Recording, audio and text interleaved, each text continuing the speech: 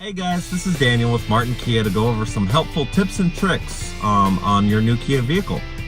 Today we are in a 2020 Kia Soul, and we're going to be going over the wireless charging feature. First thing that we're going to go over is how to turn on the wireless charging feature in your vehicle.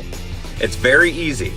All you're going to do is hit the menu select button until you go over to the settings option over here. You're going to scroll down to where it says convenience, select, and the first option there is going to be your wireless charging system. On this one it is already on, so we're good to go.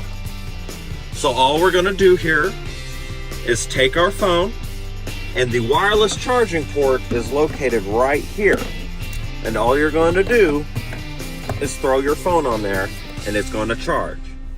And the way you know it's charging is when this light is indicated yellow. All right, guys, I hope that was helpful. If it was, please leave a like and subscribe. Thank you.